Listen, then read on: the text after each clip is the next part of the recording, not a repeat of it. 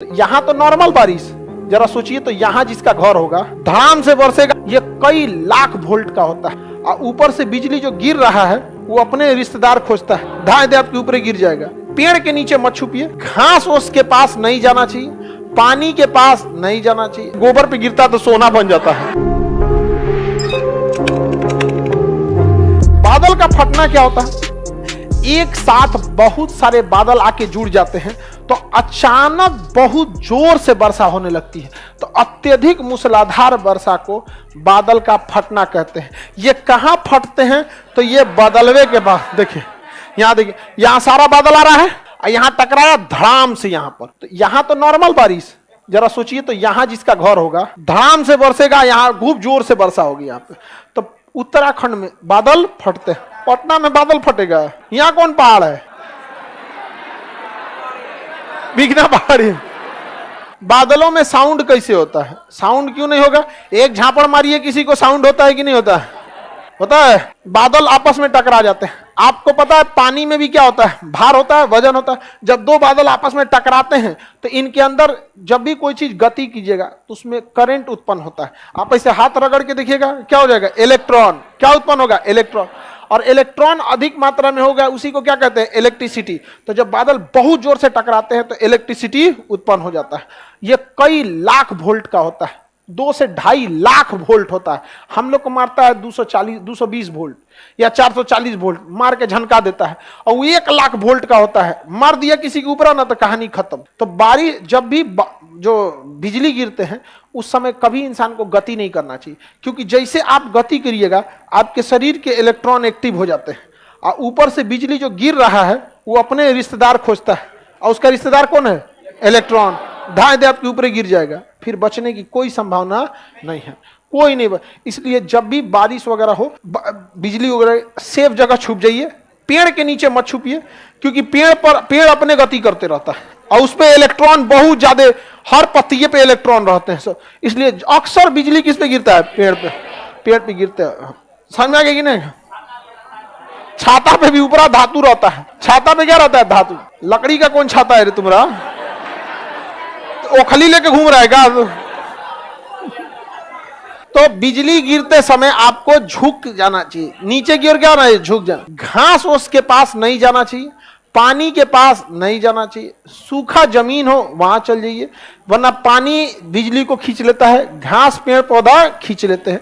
गाय भैंस पानी ज्यादा पिए रहती है, 1 बाल्टी पानी पिए ले है वो भी खींच सकती है। इसलिए देखिए वो गाय भैंस के ऊपर बिजली गिर जाता है। गांव में हल्ला किया से गोबर पे गिरता तो सोना बन जाता है।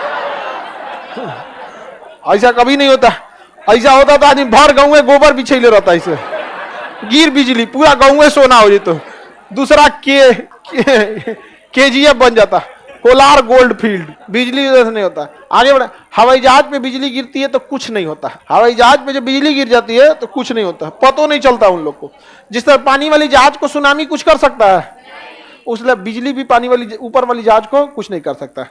पीपल के पेड़ पर ज्यादा गिर जाता है, जिसमें पत्तियां ज्यादा होंगी, इलेक्ट्रॉन की मात्रा ज्यादा होगी, उस पर बिजली का आकर्षण ज्यादा होगा। नहीं जी, अभी भी इसको डाउट है। गोबर पे गिरने बिजली, सोना कैसे बन जाएगा?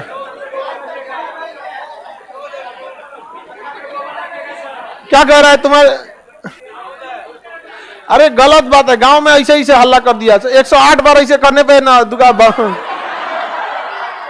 गांव में हल्ला करता है ना, सुतल आदमी को लांग देंगे तो लंबाई नहीं बढ़ेगा। ये कुछ होता है? हल्ला करता है ऐसे ऐसे, भौवा टूट जाएगा तो मन्नत मांगो तो पूरा हो जाएगा।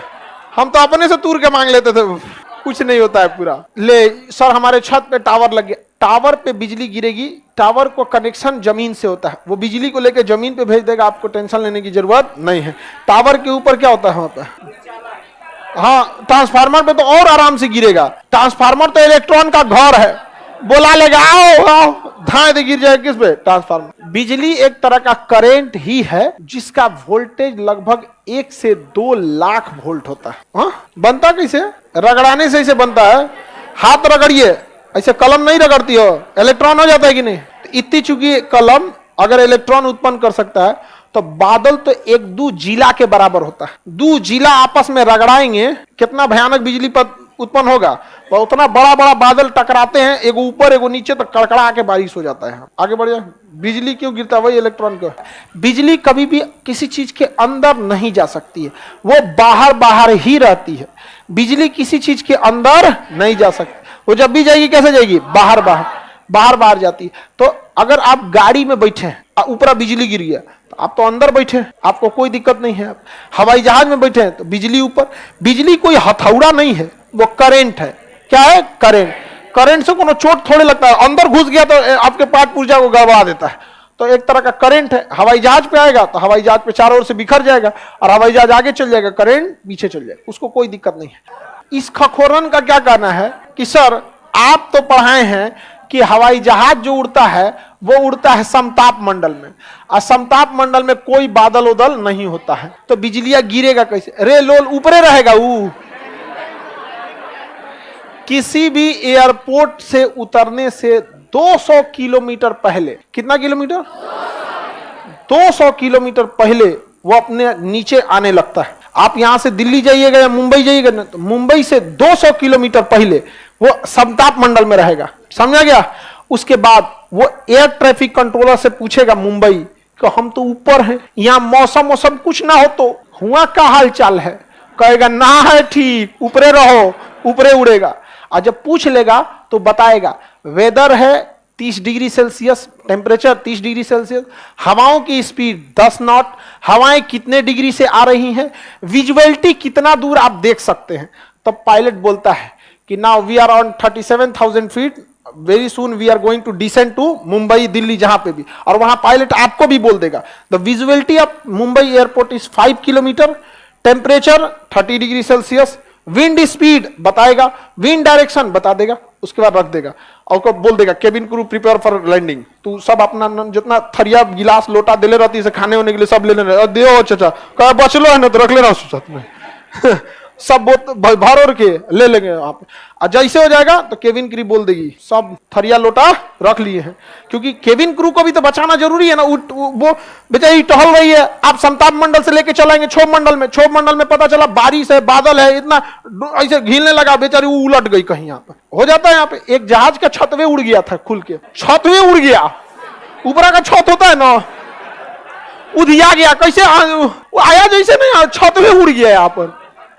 उसमें कोई नहीं मरा था, केवल एक एयर होस्टेस जो उस समय खाना दे रही थी। यहाँ उड़ा ना तो बाहर में तो हवाओं का प्रेशर कम रहता है, अंदर ज्यादा प्रेशर रहता है, प्रेशरवा फेंक दिया इसको बाहर। अब सब लोग को सांस लेने में दिक्कत हुआ। पायलट समझदार था, तुरंत समताप मंडल से कहां लाया, मार देता ऊपर, ठंडा मर जाता आदमी, तो कहां लेके आया समताप। तो ये परेशान, बताइए ये कोई क्वेश्चन है कि सर समताप मंडल में जहाज रहता तो बारिश उतरेगा ना जी? हाँ, बिना छत का उतरा था, बिना छत का उतरा था। पायलट को समझे में नहीं आया हुआ क्या है। पिछवा का छतवा उड़ गया था आधा दूर से, जजिया का इतना दूर का आधा दूर का छतवा उड़ गया था इतना। अब पायलट के ऊपर पते नहीं चल रहा है उसको, हाँ खुल गया ना छतवा ऊपर से, बैठल था सब, इसीलिए कहा जाता है सीट बेल्ट। अरे तुम लोग जहाज में काहे चल जाता है, अभी तुम टेम्पू में घूमो।